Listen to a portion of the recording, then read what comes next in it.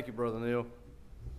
I always dread following Brother Neil a little bit because I'd rather hear Brother Neil preach than me preach. I wish he could just keep going. But I've got to preach with him many times, and I love him. And he feeds me through the gospel every time that he preaches, and I'm thankful for him. If I had to title my sermon today, which I normally don't, but I was preaching in Florida a couple weeks ago, and the guy came up to me before church, and he said, "Hey, do you mind giving me a title for your sermon? Because I'm going to go ahead and get the audio stuff going and all this kind of stuff." And I thought, never thought about that. And I wanted to come up with something real jazzy, you know. And but he kind of caught me off guard, and I don't even remember what I told him. So, but you know, we have our sermons at Bethlehem posted online, and I don't ever give them a title. I'm always curious to see what the title's going to be and see if they got my point. Sometimes the title might be like, I never really wouldn't know what I was trying to get across, but you know. But it's usually pretty close anyway. But if I could title the one this morning, I would title it "See the Wagons." That's a weird title, but "See the Wagons." And I hope it can be comforting to us this morning. In Isaiah the 40th chapter, in verse 29, it says this: "He giveth power to the faint, and to them that have no might he increaseth strength." And I don't know some of you personally, but I can just about bet that there are times in your life where you have been very faint. There have been times in your life where you have felt like you were without strength. I know I have at times. And if you haven't felt that way, the chances are that you will feel that way one day. There are times in our life maybe when we get some news that we weren't expecting to get. You know, in Deuteronomy, the 28th chapter, the Bible talks about the things that will happen if we obey the Lord, the blessings that we will have if we obey the Lord. And one of the blessings that we have if we obey the Lord is just a daily routine, just a normal day. Now, we want to grumble and complain about just a normal day. You know, sometimes I get home from work and kids will say, "How's your day?" It's like, well, just a normal day. We ought to rejoice in that we just have a regular normal day. Because somebody that day, somewhere, got some news that, as the lady said in the prayer request, maybe you just need to go on and live your life. There's nothing we can do.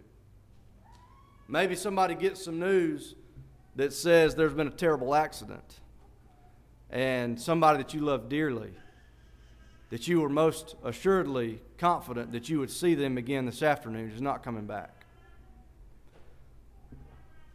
You know that feeling because you probably felt it before. The rush of blood to your head, the numbness that you kind of feel, and your head begins to spin, and you try to make heads or tails of what happened, and maybe you go through moments where you deny it. Maybe you're in shock, and then reality begins to set in, and you realize what a dreadful thing. And you're faint, and you're weak, and you have no strength. And maybe it continues and continues, and maybe one person lost a child, maybe another person lost all their children, maybe another person lost all their children and their spouse. And sometimes it can be so great for us that you think, I don't even have the strength to get out of bed. I just seem lay here and die in my bed than to get up and to face another day. But our Lord is gracious to us. And he giveth power to the faint, and to them that have no might, he increaseth strength. Now I want to go to Genesis for just a second. I want to look at a picture of this. In the book of Genesis, you have a man named Abraham, and he has a son named Isaac, and Isaac has a son named Jacob. And Jacob loves Rachel. And eventually, Jacob marries Rachel. He's somewhat hoodwinked into marrying her sister Leah as well. So Jacob's married to Leah. Jacob's married to Rachel. Rachel and Leah both have handmaids, and Jacob ends up having children by all four of those, if you read about this in Genesis. One of the sons that Jacob has, Rachel, as I mentioned earlier, is the one that he loved. He loved Rachel tremendously, but Rachel was barren. Rachel couldn't have children. So Leah has several children, And then Leah's handmaid has several children by Jacob. And then Rachel's handmaid has some children by Jacob. And by this time, Jacob's probably a pretty old man. And then one day, the Lord remembers Rachel and opens her womb. And Rachel has a son named Joseph. Now, the way I picture this in my mind, my parents are here today. My parents are easier on my kids than they were on me. There's just something about being a grandparent, I guess, that it's just different. And I'm sure when I'm a grandparent, it's just going to be different. You know, I'll just look at my grandchildren in a way that I don't look at my children, I suppose. But Jacob here is old, because the Bible tells us it was a child of his old age, Joseph was, and he probably looks at Joseph a little bit like a grandparent would look at a grandchild. And obviously, he shows tremendous favor to Joseph. The Bible tells us that he loves Joseph. It says in Genesis 37, Israel, which is Jacob, loved Joseph more than all his children because he was the son of his old age. The Bible tells us that he made him a coat of many colors. And like most children do, they were just so happy that their sibling got something that they didn't. Wrong. Never works that way. And it says, and when his brethren saw that their father loved him more than all his brethren, they hated him and could not speak peaceably unto him. So there's something about Joseph that Jacob's heart just adores and just loves. Maybe like a grandparent loves a grandchild. And you know the story that because of the hate that Joseph's brothers have in their heart towards him, they're off working one day, and Jacob sends Joseph out to them. Well, here comes Joseph bebopping along, the young one. He comes bebopping along through the field, and his brothers see him coming, and the devil begins to brew some horrible thoughts in their minds. And ultimately, they take Joseph, and ultimately they throw him in a pit, and then they decide that they're going to sell him into slavery, and he's taken off into Egypt. They take his coat, and they're trying to concoct some sort of plan, like what are we going to tell our dad? And they take the coat of many colors that Jacob had made, and they put some blood on it, and they go back to Jacob. Now, all this time, Jacob's back at home just doing his normal day. Jacob does not realize he's fixing to get the phone call in the night. I know they didn't have phones, but you know what I'm saying. There's some terrible news, like a black, stormy hurricane coming to Jacob. He doesn't know it yet. That black, stormy cloud may be coming for me tomorrow. It may be coming for you today. So I hope you listen to the things I've got to tell you. The news gets to Jacob. And it says in Genesis, the 37th chapter, it says, and they took Joseph's coat and killed a kid of the goats and dipped the coat in blood. And they sent the coat of many colors, and they brought it to their father, and he said, this have we found. Now know whether it be thy son's coat or no. And it says, and he knew it, and said, it is my son's coat. An evil beast hath devoured him. Joseph is without doubt rent in pieces. And it says, and Jacob rent his clothes and put sackcloth upon his loins and mourned for his son many days. Now, I'm being a little presumptuous here. I'm just saying what I would have done if I were in Jacob's shoes. I would have gone and looked. And I'm sure that Jacob probably went and looked. If my children came to me one day with a bloody shirt and said, something has happened to Hank, I wouldn't just take his shirt and say, well, I hate that. We're fixing to have a search party for Hank. Now, I might assume maybe he got attacked by a wild dog. Maybe something happened. Maybe, I don't know, maybe somebody got him or whatever. We're going to go look. And I imagine Jacob looked, and because they knew the path he would have taken, they looked and looked and looked. And maybe, I can think of Jacob, whose heart is so fond of Joseph, thinking maybe somehow he was attacked by a beast, and maybe they did maul him really good, but maybe he was able to crawl into a cave, or maybe he was able to climb a tree, or maybe this search party, maybe we're going to find him leaned up against a tree, and somehow the animal just left him alone, and although he's bruised and he's bleeding and he's bloody, we'll find him and everything will be okay. Surely Jacob did that. I would have done that. But even if they did do that, they never found him. And it says, and all his sons and all his daughters rose up to comfort him, and he refused to be comforted. I want you to think about that. That's being faint. That is as faint and as without strength as you can possibly be. Here's Jacob, and he refuses to be comforted. All his sons, all his daughters come to him. He refuses to be comforted, and he said, I will go down into the grave unto my son mourning. Thus his father wept for him. Now this is a guy that doesn't have the strength to get out of the bed. This is a guy who has lost the love of his life, and he says there's nothing that anybody can do that will ever return my life even halfway back to a state of normalcy.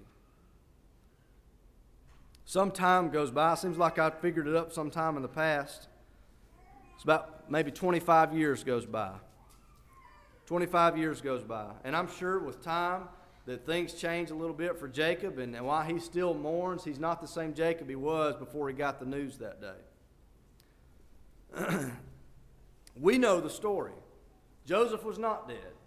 Joseph had been sold into slavery. He goes into Egypt. The Lord is with Joseph in a tremendous way. Joseph finds himself going from a pit that his brothers had thrown him into a nation that is not his own, a people that are not his own, and next thing you know, he's second in command.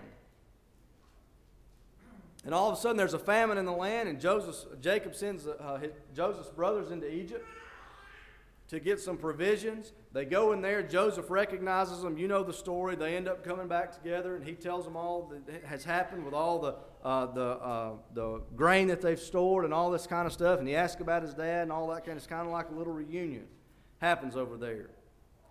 And so eventually, after a series of going back and forth, Joseph reveals himself to his brothers, and he says, Pharaoh tells him, take provisions to your family. Take wagons to your family and bring them all back here. So here's Jacob. One day he was just sitting there with just a normal old day, and the black cloud came and crushed it. Well, now he's just sitting, and he's fixing to see some wonderful things. So Jacob's sitting there. You can read about this in Genesis, the 45th chapter. And it says, this is Joseph, says Joseph, so he sent his brethren away, and they departed. And he said unto them, see that ye fall not out by the way. And they went up out of Egypt, and they came into the land of Canaan unto Jacob their father. Now, they're not just riding on donkeys coming down through there. They've got, the Bible says, asses that were laden with provisions. And who knows how many wagons, because there was obviously a lot of kids and grandkids. I mean, if you have that many children and they have children, I mean, it's a lot of people. So this huge caravan of wagons are coming, and I just picture old Jacob sitting outside of his tent, probably still with a very heavy, solemn heart, thinking, what would Joseph have been? What would he look like now?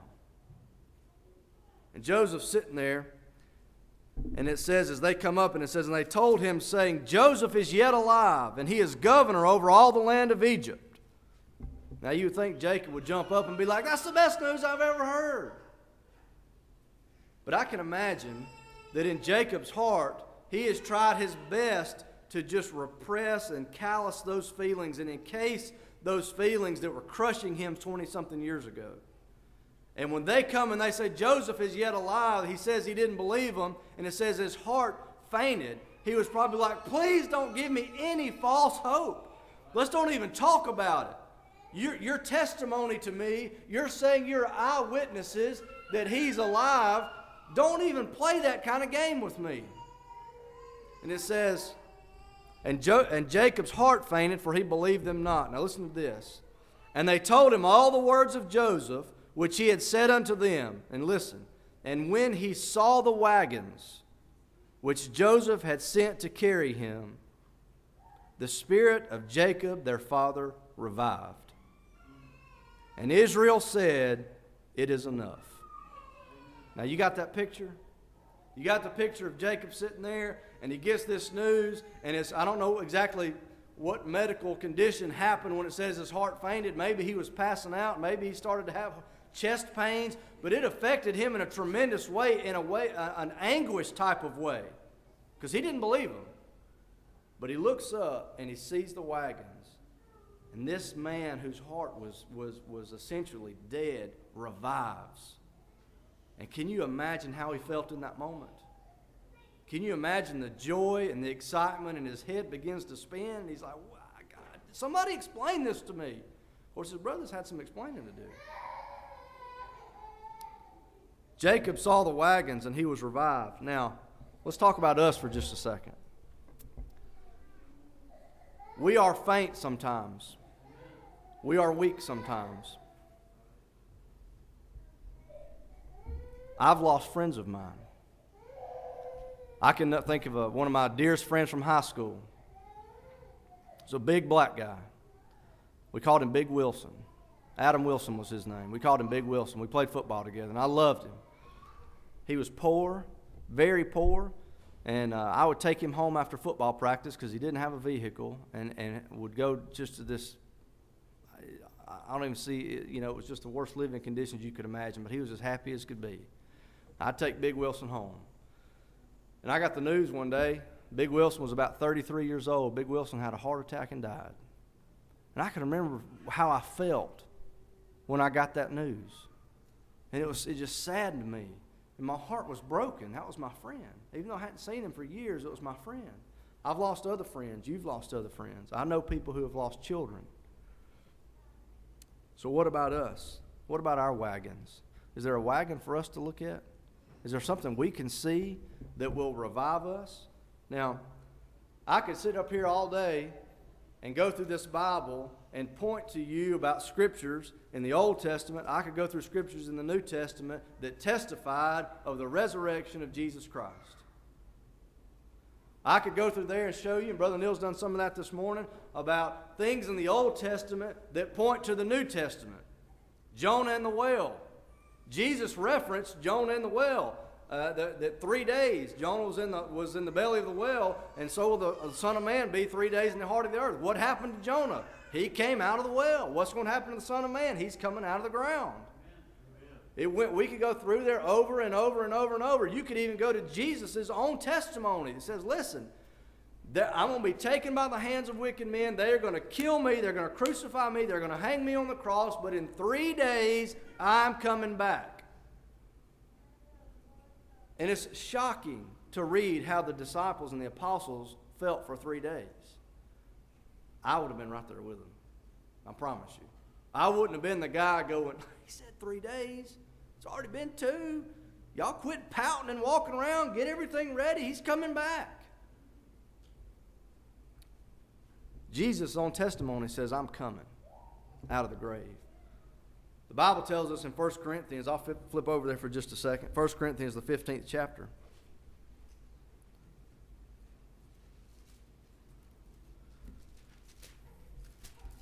Starting in about verse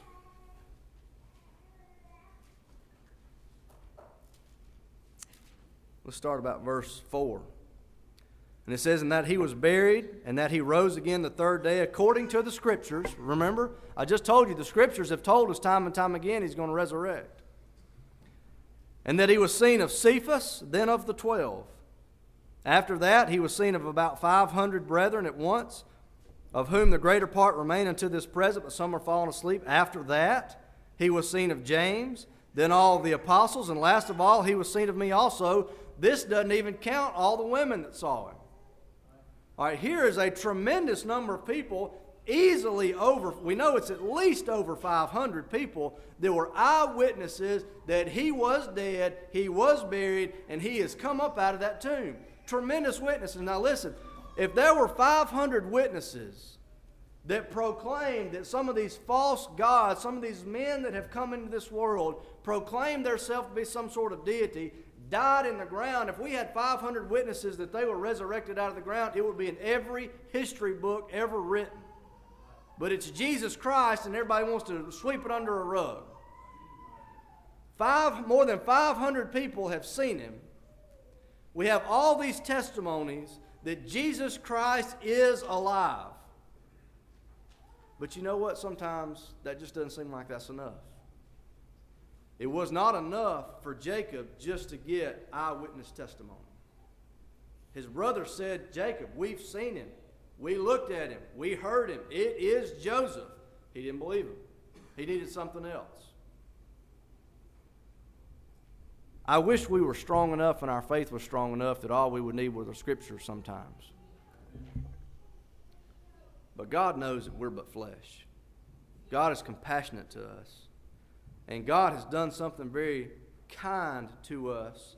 And He has done something that will give us strength when we are faint, and that is to give us some wagons to look at. Now, what are those wagons? The Bible says this in 1 Corinthians, start about verse 12. Now, if Christ be preached that He rose from the dead, how say some among you that there is no resurrection of the dead? But if there be no resurrection of the dead, then is Christ not risen? And listen to this. And if Christ be not risen, then is our preaching vain, and your faith is also vain. I want to talk to you about the wagon of faith, and I want to talk to you about the wagon of preaching. Because the Bible tells me here, if He's not risen, then your faith is empty and null and void. And your preaching is empty and null and void. But if He is risen, your faith is not empty. And your preaching is not empty. Now, turn over to the book of Mark for just a second. Let me give you a few examples here.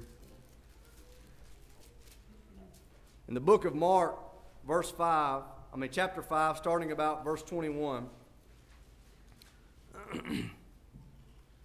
you read about a man named Jairus. Jesus is walking and he's talking and teaching, and Jairus is a ruler of the synagogue. Jairus is not just some little peasant. Jairus is kind of a big deal. He's a ruler of the synagogue.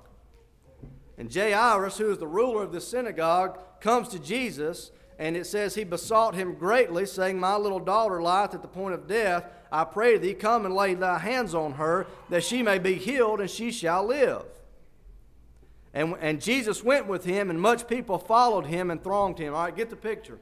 Ruler of the synagogue, kind of a big deal, comes to Jesus, says, My daughter's at the point of death. Will you come? Jesus says, I'm coming. So Jesus is walking. He's got Jairus maybe right here on his right side, and a throng of people all around him that are pressing in on him. The Bible tells us in other places that it was such a crowd that people were just all over him, bumping into it. Now there's a woman here that has an issue of blood. She's had it for 12 years. It says she had suffered many things of many physicians and had spent all that she had and was nothing better, but rather grew worse.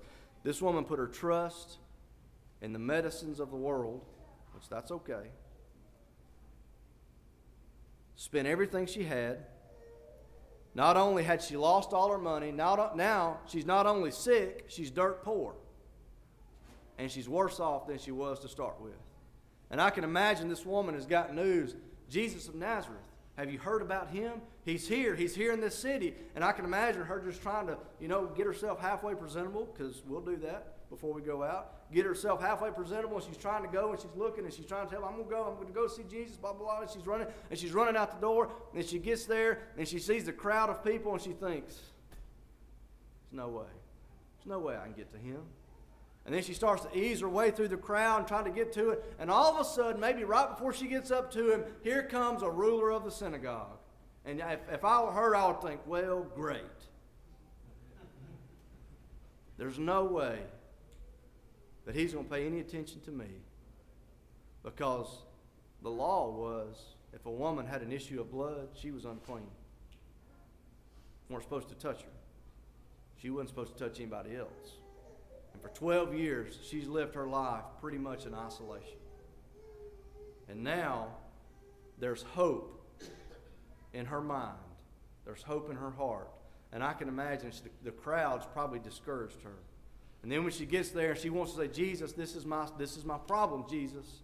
Can you help me? And then old Jairus comes along and she thinks, I'm just an unclean, poor, faint, broken, nothing. There's no way He's going to turn His back on the ruler of the synagogue to pay any attention to me. And I can imagine her plan was this: if I could just touch the hem of His garment. And she gets down on the ground where surely it was dusty and dirty. And she crawls up and she just touches the hem of His garment. And she knew immediately the power of God. And he knew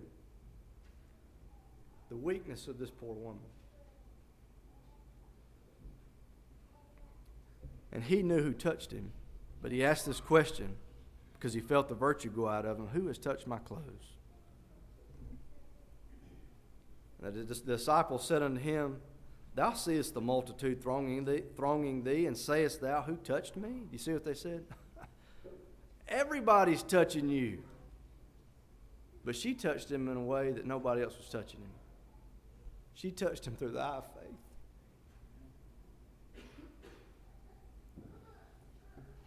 And he looked round about to see her that had done this thing, but the woman, fearing and trembling, because she knows she's nothing, fearing and trembling, knowing what was done in her, came and fell down before him and told him all the truth. And he said unto her, Daughter, thy faith hath made thee whole. Go in peace and be whole of thy plague. This woman could go back now and legally embrace her family. She could legally get on with her life and do things, and she was no longer condemned and considered unclean. Now you tell me that this woman's faith was in vain. You cannot tell me with a straight face that her faith was null and void, because the Scripture tells me that her faith took her to Jesus. Her faith moved her to touch the hem of his garment, and she was healed. Brothers and sisters, that's a wagon. Look at that. What about Mark the 10th chapter? The blind man. Blind Bartimaeus. Maybe blind his entire life. Can't see a thing. It says, and they came to Jericho. This is in verse 46. And as he went out of Jericho with his disciples and a great number of people, blind Bartimaeus, the son of Timaeus, sat by the highway side begging. If you're blind, you couldn't hardly work. If you couldn't work, you didn't have any money. And you were probably going to end up in poverty, sitting there in shame, begging people to help you. And when he heard that it was Jesus of Nazareth, he began to cry out and say, Jesus, thou son of David, have mercy on me. And many charged him that he should hold his peace. But he cried the more a great deal, Thou son of David, have mercy on me. There were probably some very legalistic, prideful people that were like, oh, Jesus is in our city. Let's have a parade for Jesus. Let's make a big deal about Jesus. And here's this blind beggar who through the eye of faith begins to cry out. Blind Bartimaeus had probably tried every home remedy that there was possible. He probably mixed all kind of stuff together and rubbed it on his eyes. He probably dipped himself in pools. He probably done all kind of stuff. But he hears Jesus coming through the eye of faith. He doesn't care what it looks like. He doesn't care what he sounds like. He doesn't care how the masses perceive him. He begins to cry out, have mercy on me, son of David. And Jesus stops and stands still and looks at him. And it says, and they called the blind man, saying unto him, Be of good comfort, rise, he calleth thee. That was some good news to blind Bartimaeus. Of all the people that were around Jesus, and he can't see anything, and all he can hear is a murmuring of a crowd, and then all he can hear is, Hush, Bartimaeus, would you shut up for a little bit? This is Jesus. You're going to be nagging him, and we don't want him to think we're a city full of beggars. Would you just hush?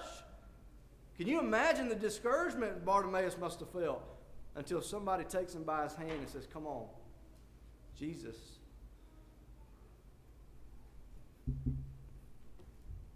Jesus is calling for you. And he, casting away his garment, rose and came to Jesus. And Jesus answered and said unto him, What wilt thou that I should do unto thee? The blind man said, Lord, that I may receive my sight. And Jesus said unto him, Go thy way, thy faith hath made thee whole.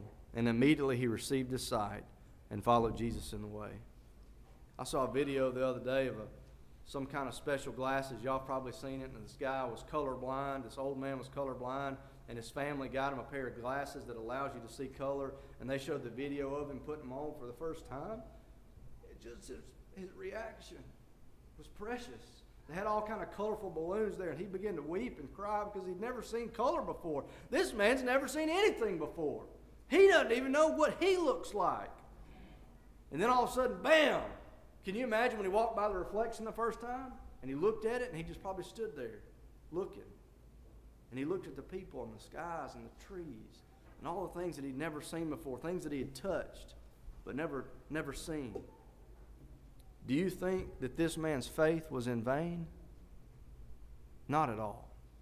Not at all. I'd give you more examples of that, but I don't have the time. Go through the Bible and read about it.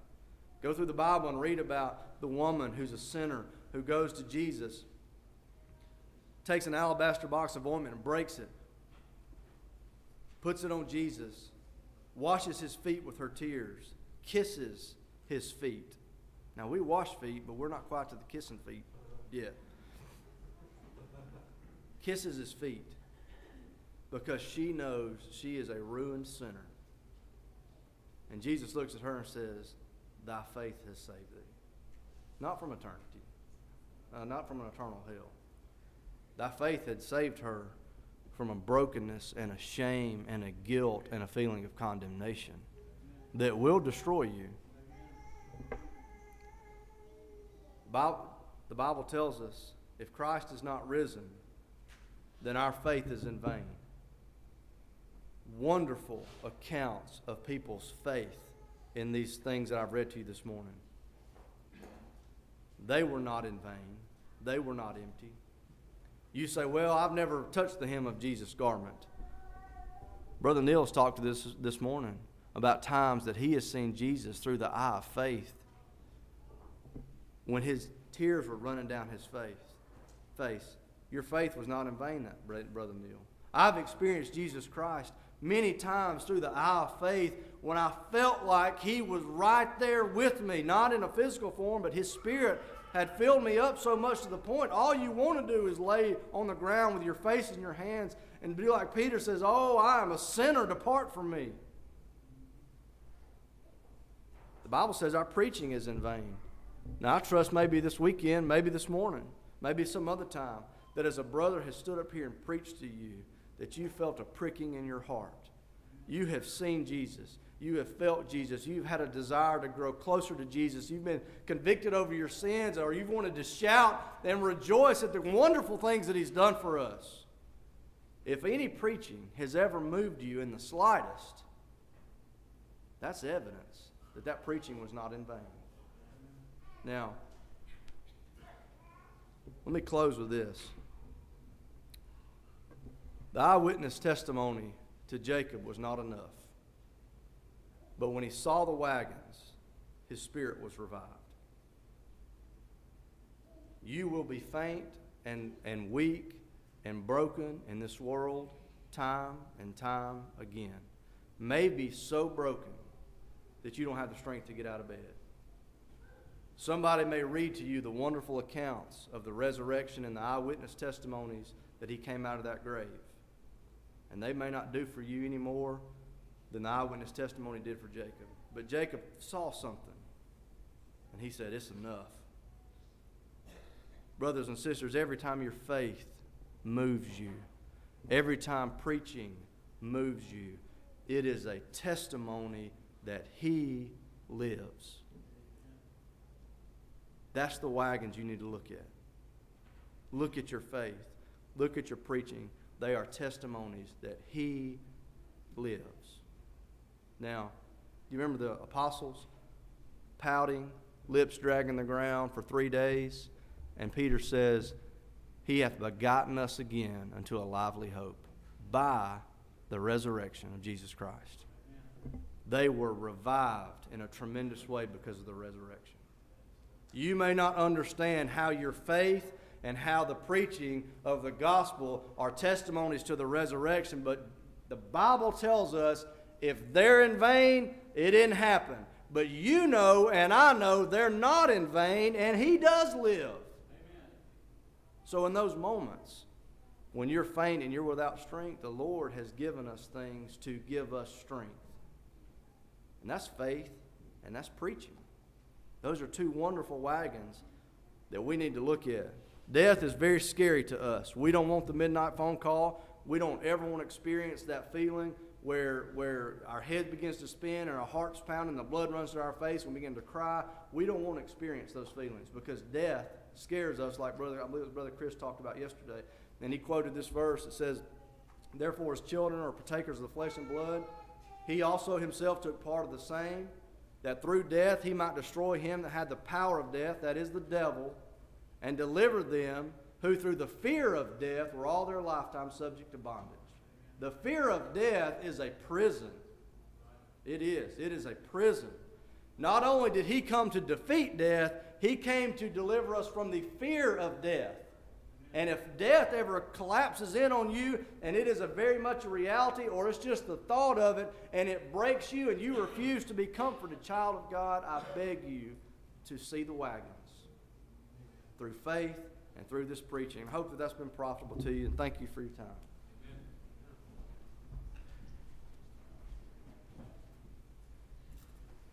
We're certainly blessed again today. This time we're going to give everyone an opportunity to have been baptized with the public profession of Jesus Christ to do so this time by coming forward.